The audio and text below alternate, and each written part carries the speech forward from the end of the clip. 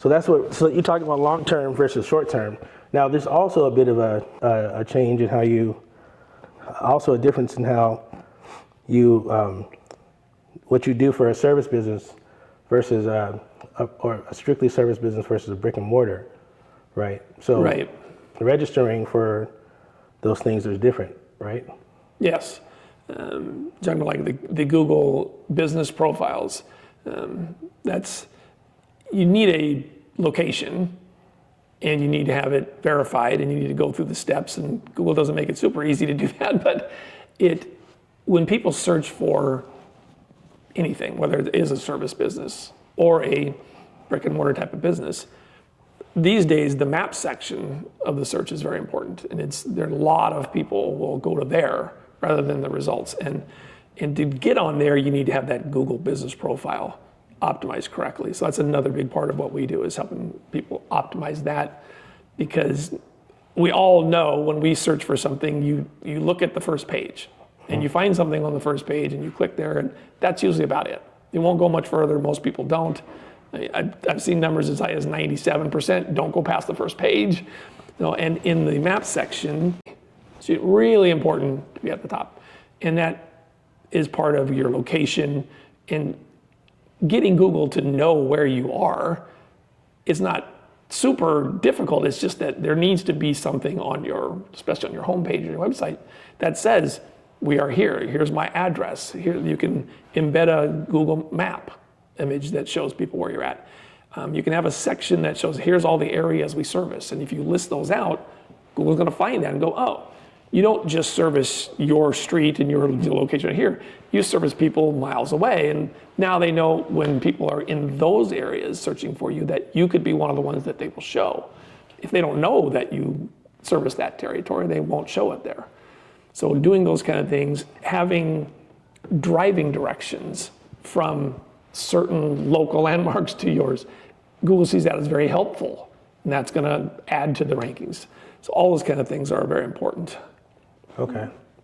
So yeah, so now all that plays all into it. So then the back end of that, so obviously I'm on the back end of this whole process, right? So after somebody has done all the things and they found a business, and now the business now needs to collect information, that's where the traffic link comes in. And everything that happens after that. Right. But that also can play back into some SEO strategies, right? So UTM terms, right? Do you use UTM terms, and do that come into play in the search engine optimization world? Not so much in what I do. Yeah, so, and I know that I'll oftentimes leverage keywords in the UTM parameters so that I know which keywords work, so that when they come back in, I put those UTM parameters in for keywords. It's like UTM underscore keyword, and I'll put the keywords that are this key term that is the one that is going to be used for a particular campaign. Right. Say, for instance, if I'm running something towards Facebook, or if I'm running something to Instagram, then I may leverage that, right? I might use that UTM parameter to say, okay, this worked, or what this didn't work, so that it helped me promote what keywords are actually working from and it gives me a deeper clarity from a dashboard perspective. So I get all the information back into a dashboard, and I can look at what UTM keywords work the best. So, but that's a little strategy we can talk about at a later time. But so tell me a little bit more about some of the things that common things that people can, the common misconceptions or myths about SEO, and then things that people can do, take actionable steps like today to get themselves better aligned with their SEO. Yeah, I do think there's people that haven't really delved into that, are not real necessarily tech savvy. SEO sounds like some magical, things that's way over their head, that it's got to be some voodoo and there's all kinds of weird things. It's really not. There's specific actions that people just need to take, but if you're not an expert at that, it just takes too long for you to try to go in there and do it all yourself and learn and where you go and which tools you use and how you put it in there. It takes way more time than someone who's not doing that needs to spend.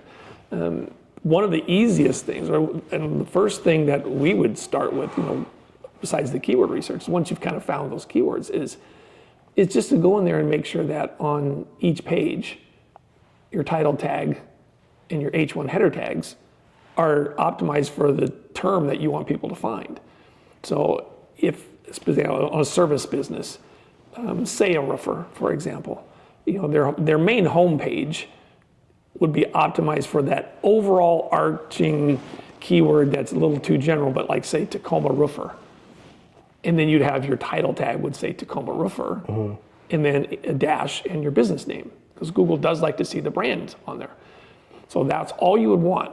You don't want all these miscellaneous terms that just get confusing and basically muddies the waters, and Google doesn't know exactly what it's about. If they see, oh, Tacoma roofer, well, when people start searching for Tacoma roofers, they're going, this is a highly relevant page. Right. And then the H1 header tag on each page is kind of like on most web pages, it's the first big block of text, right.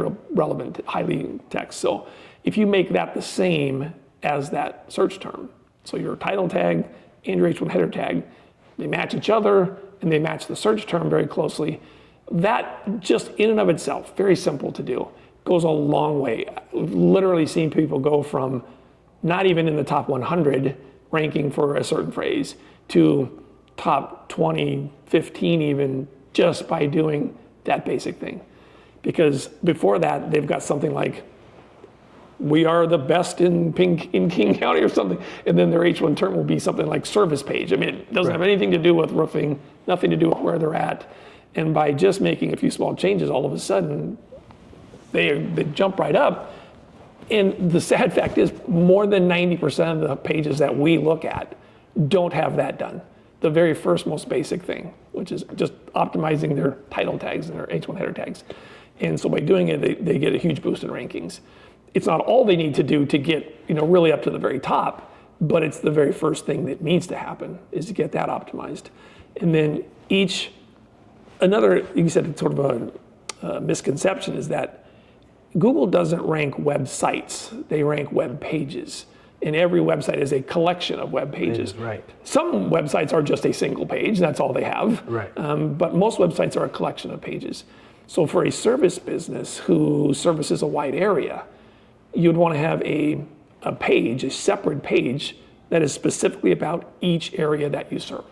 Wow. So if you're a roofer and you service all of Pierce County, well, you would want Tacoma, you'd want Lakewood, you'd want Fircrest, you'd want Spanaway, you'd want Puyallup, you'd want every area that you service to have its own separate page. And basically they can be nearly identical. Right. The main content talking about your business and how good you are and all your rewards and testimonials. But the keyword, instead of being Tacoma roofer, might be roofer in Puyallup, roofer in Spanaway. So when people are in those areas searching, they will still find that page that comes to your site, other than just hoping that Google figures out that because you're a Tacoma roofer, you also serve Spanaway. They may not know that. Or there may be other businesses that are optimizing for Spanaway, and even though you're beating them in Tacoma, you're nowhere to be found in Spanaway or Puyallup. So that's just optimizing each page individually and having pages for every different service, every different area.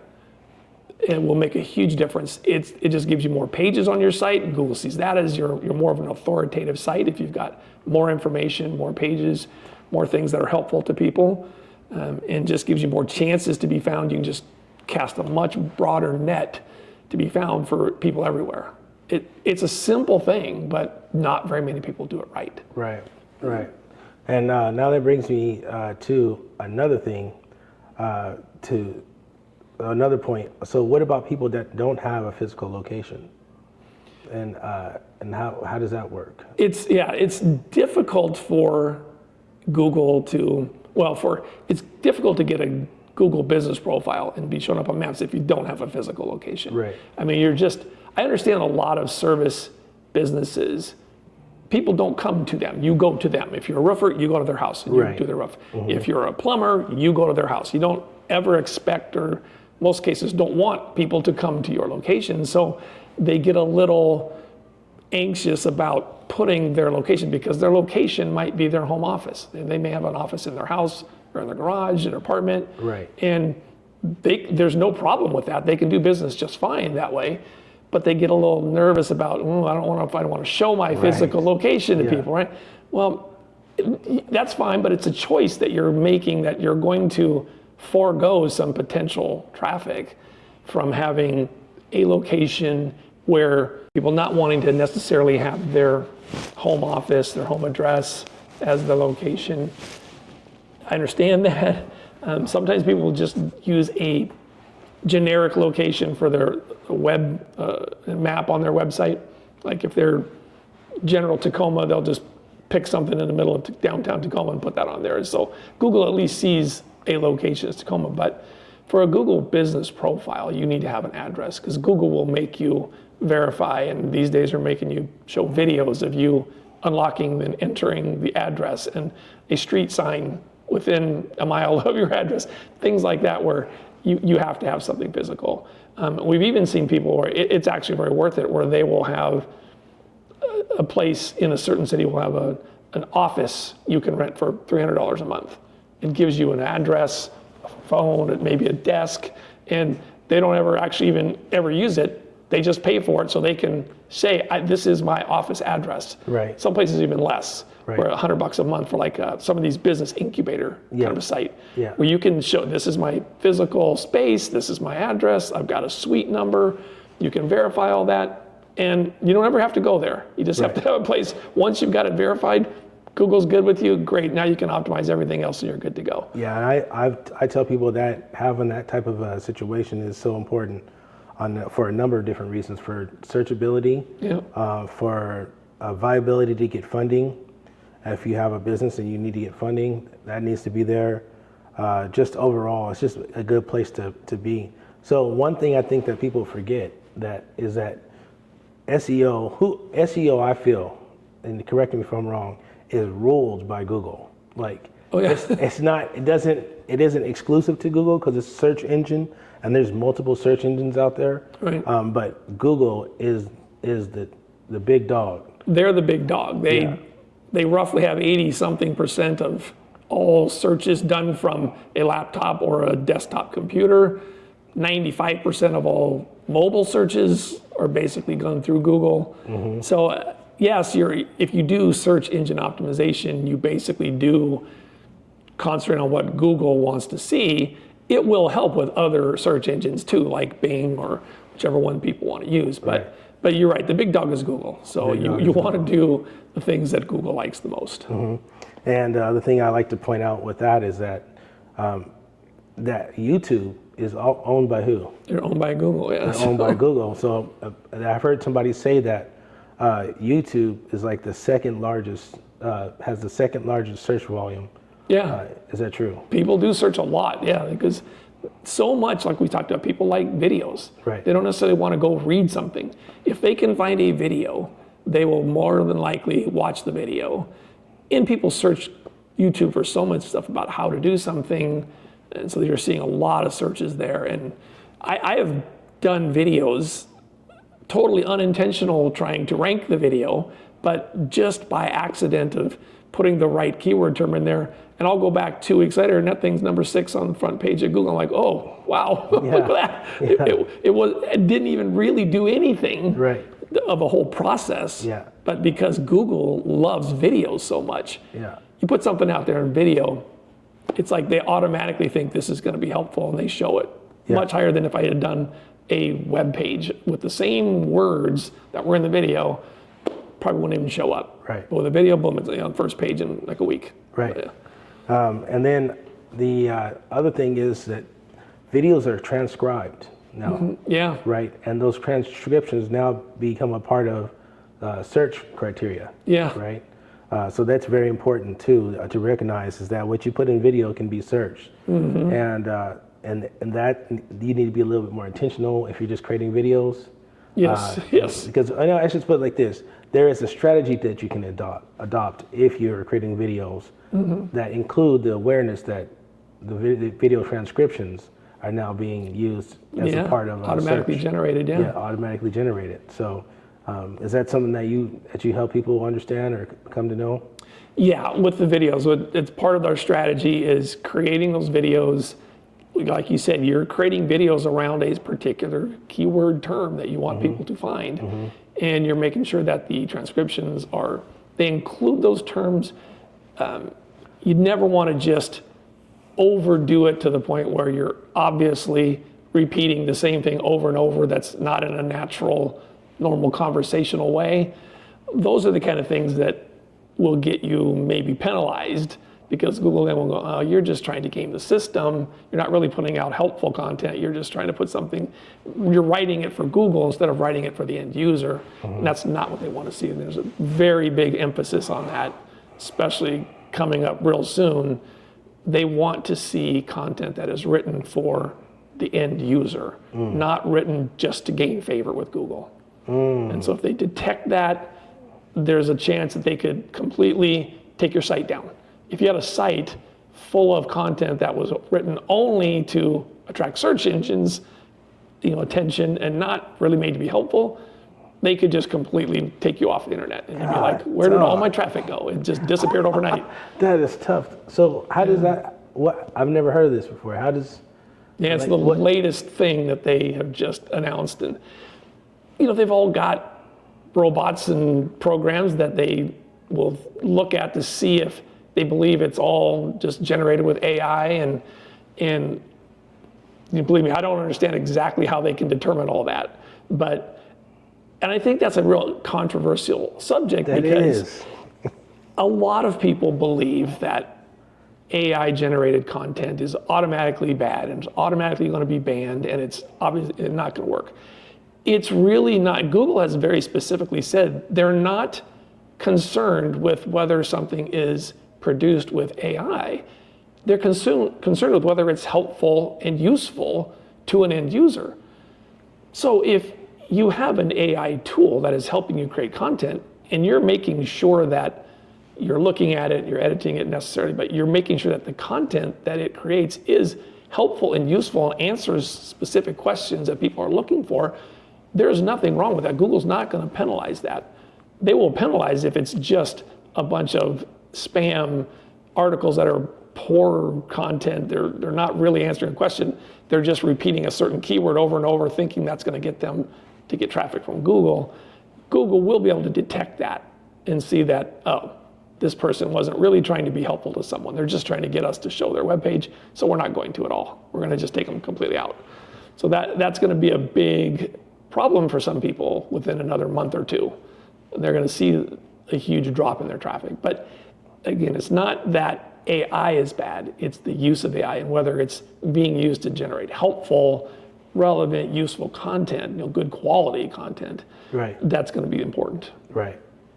Yeah, and there is a deeper conversation around how people leverage AI to get good, useful content, as opposed to just taking whatever the carte blanche general information that you get from AI gets. You have to ask AI what you want.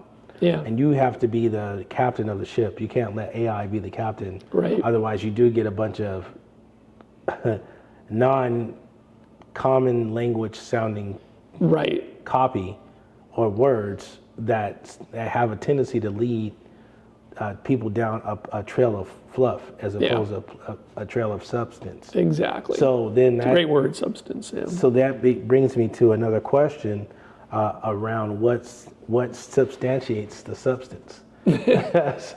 so like what are some things that people need to have in their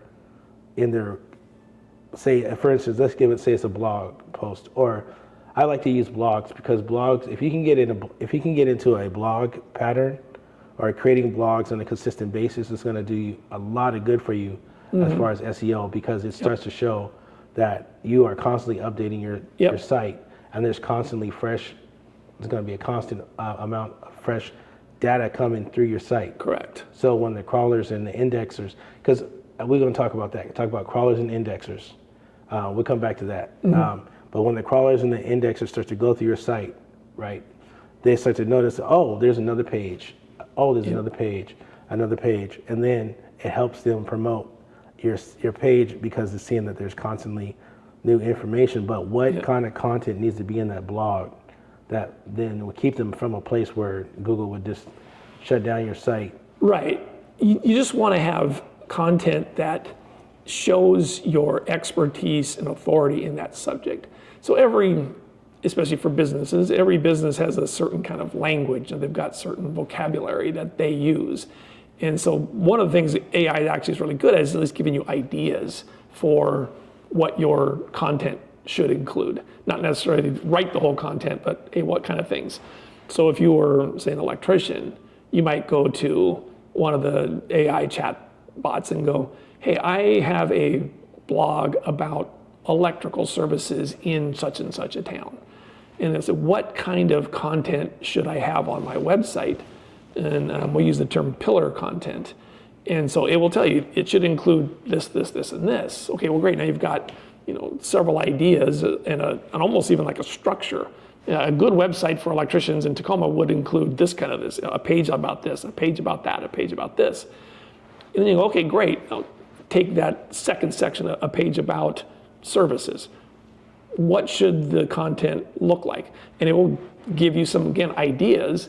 Now you can go and create your own blog post. If you're an electrician, you know a lot about that subject. You can write for the person who might, you just think, what would person who puts this into the search term be looking for? Right. I'm going to write content that answers those questions using common terms, common vocabulary from my industry in a normal, flowing, conversational kind of way that doesn't sound forced or doesn't sound awkward.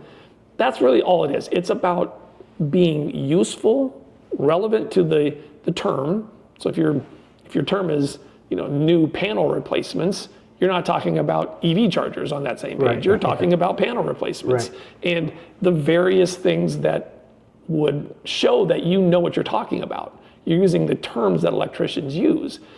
And again, you can ask AI, you can say, what term would an electrician use if he's talking about replacing a whole house panel? It's going to show you maybe 10 or 15. Well, great. Incorporate those into your content, but you write the article, and at least but this is like Google telling you, this is what we want to see. We want to see content that includes all of this kind of information. Well, then just write a helpful article about that. Right. And just write several of those every month, every week. Really, 3 or 4 or 5 of those a week. They don't have to be super long. They don't have to be super. I was just going to ask, what would be the word count on something like that? Something like 500-600 words. Oh, that's real short. Yeah. It's a couple paragraphs. Yeah, and most times, if someone's really an authority on their subject, you get them talking about something, before they know it, they've got 2,000 words, and they didn't think they even started yet. So it's not hard at all for someone who's in the industry, knowledgeable about their subject, to write a very helpful article and just letting the ideas flow from them. And once you get started and get into a routine of doing that, the ideas will start coming at you faster than you even have time to write them. And you just start, okay, I'm going to put that aside. So next week I'm going to get to that. Right. You start creating this list, and the list will never end because you'll just keep thinking of more and more things. And you're absolutely right that fresh content is a big factor. If you created a website 3 years ago and it was great at the time, but never added anything to it, well, Google's going to start seeing that maybe this business isn't even really, operating. Right. And pretty soon you're sinking and you're going further and further down. But, and that is one thing that people look at, or Google looks at, is how many pages are on a site. Right. So if you're a brand new business and you've got 5 pages, and even if you've got really good optimization and structure and all those things, but you've got a site that's been out there for 20 years and they've got 3,000 pages of content, you need to get some extra content to compete with those guys. Right. So it's having that fresh content is something that's very, very helpful to get in the habit of doing. And as you were saying, things change all the time. Mm-hmm. So when a new subject comes up about your industry, write about it. Right. Tell people that are lay people what it means and what this term they're hearing is referring to. That's super helpful. Google's going to see that and go, oh, this person knows what they're talking about. Right. Brownie points for your website, for your web page, and then the higher you go. So, yeah. Yeah, so, and that brings me to the point of, coming back to the point, I should say, of crawlers and indexing, right? Mm-hmm. Periodically, you need to be updating your site's XML file. Yes. And can you talk a little bit about that and what that looks like and why it's important? Well, because you can go on these tools. We talked about tools earlier. Right. And besides just finding keywords and things that people are using, one of the things you can do with them is they can analyze a website. And it'll be surprising to a lot of people. They'll say, wow, yeah, Google found 380 pages on your website, but 250 of them aren't even indexed. So Google doesn't even know they're there, or they maybe know they're there, but they're not showing them anywhere. You're going, wow, I just did all this work and nothing's even showing up. I can't find it. Well, so you need to get it indexed, and you need to create your site maps. And you need to internally link from one page to the other. So when you're creating these blog posts, you don't just put the post up and it exists all by itself. It's part of the whole web of your website. So if you link from that page to a previous page that was indexed already, then the next time when Google's crawlers come around, okay, we're going to look at this site again. We see these pages that we found before. Oh, wait a minute, on this page that we found, here's a link to another page, so let's go see that. And that link leads back to another one, and then that leads to another one to your homepage again. Then it will start to find all of those sites because you linked them correctly. Right. And every links are a big deal. So if you've got a web page or a blog that you put in, you want a link back to the home page. That helps that home page look like, oh, there's more content there. And you get some of that authority and that trust that Google has developed in this page that's been around a long time. Well, that kind of then transfers over to the new page. And the new page can start to rank faster. So very important for the indexing and the crawling is to have the right kind of content and linked correctly to each other. And then you just, with a website, you've got a search console that you can go into with Google and ask them to index certain pages. And these days there's software that can automate all that for you, where it's just automatically showing Google as the way they want to see it, so things can get indexed sooner and faster. And that just helps your content, helps your overall trust and authority with Google rise up, because you're getting more pages about more things that it sees as authoritative in your industry. That's awesome. And that's really important for people to know how to do that. And there's generally tools out there that help pull that together. And I know that is a very important thing, to have that trail, like that shows how to get from one page to another, and the background and how they're all linked together. So having that site map, and it's usually a site map that's turned into an XML file, right? Yep. And it has to go, that XML file has to go on the root level of your site, correct? Okay. Yeah, that's interesting, because there's a lot of tools out there that they don't necessarily give you the opportunity to include a site map on your site. So that's interesting. Got me thinking about some things right now. So that's really important to know. So what are 5 things that you would like people to know about SEO? And I would like for you to include one of those 5 things as we conclude and land the plane. One of those 5 things is how to get in contact with you. So make that the last one, and then just give me 4 others ahead of that people can walk away with right now. I know we talked about a lot. There's a lot more I can even think about that we can go into, but Paul's top 5 things, which includes get in contact with me or slide me a DM. Like I said, the first thing is on-page optimization. Finding the keyword terms that people are searching for and having a page with title tags and H1 header tags optimized for that term. First place to start, especially with your home page, but each individual page. Your Google business profile. Doing whatever you need to do to get that on optimized. Google knows you're there. Again, that's another place. Start adding content to it. Add pictures of jobs that you've done, customers you've helped. Do frequently asked questions on that. Those are all things Google will see as helpful. Other things with your website, anything you can do that will help it load faster is a big factor. People these days are impatient. They don't want to wait 3 seconds for that web page to show up. Right. So there are tools you can use to check your website, see the speed, and certain things you can do to help it load faster. Those kind of things. And I talked about having the frequently asked questions. Not very many people do that. Right. But it is a huge seen as a very, very helpful thing with Google. They will tend to give it better rankings if you are just, like we talked about, go into those Google searches, see what it says people also ask. Right. Look for those people also ask questions. Create 5 to 10 questions with answers on your website about those, and Google will reward that. So, as far as for me, contacting me, my website is prcdigitalmedia.com. Email address is just paul@prcdigitalmedia.com. Okay. So that's easy way. Most everything we do is online. It's sitting in front of the computer and stuff. It's not visiting, but I have also sat down with people and just talk one-on-one across the table, and we talk about everything that they want to do, what they want their site to be found for, what kind of traffic they want, what kind of customers, where they want those customers to come from. That's one of the great things about SEO is you can really hyper focus on that specific person. There's many businesses we see that do a lot of different things. Mm-hmm. A landscaper might also do fences. He might also do paving. He might also do roof cleaning. He might do pressure washing. He's got all these different things. But he may really prefer to do fences. Even though his business says landscaping, he really likes doing fences. He finds that it's easy, he enjoys it, he makes more money doing it. Well, we can, instead of just throwing this huge broad net, we can say, well, let's specifically focus on getting you customers that want fences. And then they can get more of the kind of business they want.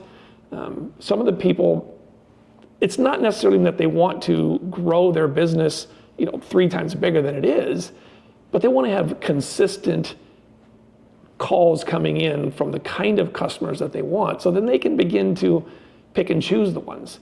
If you're not getting very much traffic, you're not getting very many calls, and you're sort of looking for your next job all the time, you kind of have to take whatever comes. Mm-hmm. And it may not be what you want. And it may be somebody who's an hour and a half away, but you need a job that day or that week, so you take it. Mm-hmm. Well, when you've got more calls coming in than you need, then you can say, I don't want to go an hour and a half away. I want to this guy who's calling me who's 10 miles away, I might want that job. And he wants an acre fenced, and so the guy just wants one little small section repaired. Right. Okay, great. I can pick and choose the jobs where life is a lot more fun when you have lots of jobs. They're the kind you like. They're where you want them. They're making you good money. Yes. And you can afford to turn down the ones that are making your life miserable. Exactly. So sometimes that's really what it's all about, is just making your life easier, because we're going to give you the kind of customers you want. Right. And now you're not struggling. You're not worrying each month, each week about where the next paycheck is coming from. You can start planning things down the road. I've got jobs lined up for months. They're good jobs. Maybe I need to get some more equipment, need another truck, I need to hire someone. Well, you can do that when you've got a predictable, steady flow of customers every month. Right.